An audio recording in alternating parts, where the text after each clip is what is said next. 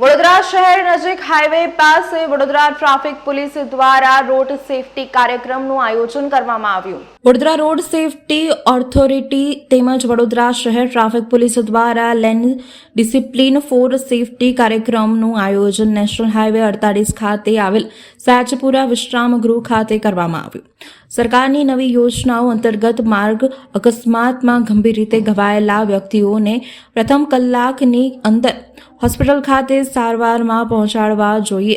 મદદ માર્ગ પર સલામતીના અનેક નિયમોનું પાલન કરવાની સૂચના તેમજ આલ્કોહોલનું સેવન કરીને ટ્રક તેમજ બસ ન ચલાવવી જોઈએ તે સંદર્ભે સૂચના માર્ગદર્શન આપવામાં આવ્યું હતું। અકસ્માતને રોકવા અંગેના કાર્યક્રમનું આયોજન કરવામાં આવ્યું હતું ત્યારે ટ્રાફિક પોલીસ દ્વારા કરવામાં આવ્યું હતું। આ ખાસ કાર્યક્રમ પ્રસંગે વડોદરા શહેર પોલીસ કમિશનર, વડોદરા શહેર joint police commissioner, DCP zone 3ના અધિકારી તેમજ ડીસીપી ટ્રાફિક પોલીસ અધિકારી અને વિસ્તારમાં લાગતા પોલીસ સ્ટેશનના પીઆઈ તેમજ ટ્રાફિક પોલીસના અધિકારીઓ ઉપસ્થિત રહ્યા હતા। વિસ્તારમાં આવતા વોર્ડના મ્યુનિસિપલ કોર્પોરેશન પણ આ કાર્યક્રમમાં જોડાયા હતા। હાઈવે ઉપર અકસ્માતના બનાવો ઘટે અને માર્ગ સુરક્ષા સલામતી જળવાય એ હેતુથી કાર્યક્રમનું આયોજન કરવામાં આવ્યું હતું। માર્ગ સુરક્ષા કાર્યક્રમમાં ટ્રક તેમજ બસ ચલાવતા એસોસિએશનના માલિકો તેમજ ડ્રાઈવરો પણ ઉપસ્થિત રહ્યા હતા। માર્ગ સલામતી માસ 2025ના ભાગરૂપે વડોદરા શહેર પોલીસ માર્ગ સુરક્ષા અંગેની કેટલાક કાર્યક્રમોની આયોજન કરી છે અને આના ભાગરૂપે આજે વડોદરા શહેરના જ્યુરિસ્ડિક્શનમાંથી પસાર થતી 45 કિલોમીટર લાંબી નેશનલ હાઈવે અને 10 કિલોમીટર લાંબો નેશનલ એક્સપ્રેસવે ઉપર ચાલતા ભારે વાહનો લેન ડિસિપ્લિનનું પાલન કરે તો વાહન અકસ્માતો બનતા અટકાવી શકે આ દિશામાં આજે એક પ્રયાસ કરી છે।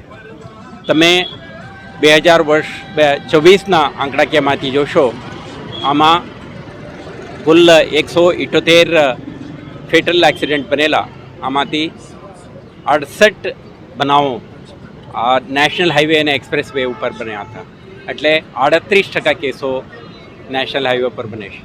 આપણા ધ્યાન ઉપર આવ્યું છે કે મુખ્યત્વે ડ્રાઈવરો પરપ્રાંતના હોય છે, લેંગ્વેજથી વાકેફ નથી હોતા, કેટલાક લોકો થાકેલા હોય, આલ્કોહોલ કન્ઝમ્પશનના પણ કેટલાક કિસ્સાઓ બનતા હોય છે અને સૌથી મોટું કારણ છે આ લોકો લેન ડિસિપ્લિનનું પાલન નથી કરતા। લેન ડિસિપ્લિન એટલે જ્યારે નેશનલ હાઈવે કે એક્સપ્રેસ વે 6 લેનની છે ત્યારે રાઈટ કે લેફ્ટના 3 લેનમાં ત્યારે આપણે ચાલવાનું થાય છે ત્યારે ફર્સ્ટ લેન ઓવરટેકિંગ માટે અને ફાસ્ટ મૂવિંગ વ્હીકલ માટે હોય છે અને મિડલ લેન તમામ અન્ય વ્હીકલ માટે હોય છે અને last lane third lane slow moving heavy vehicle માટે હોય છે।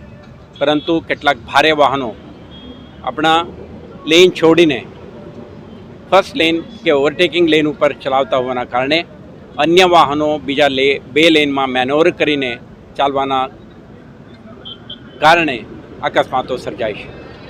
તો દરેક ભારે વાહનના ડ્રાઈવર સાથે સાથે અન્ય વાહન ચાલકો લેન ડિસિપ્લિનનું ચુસ્તપણે પાલન કરતા થાય તો આવા અકસ્માતો સર્જાતા આપણે અટકાવી શકીએ।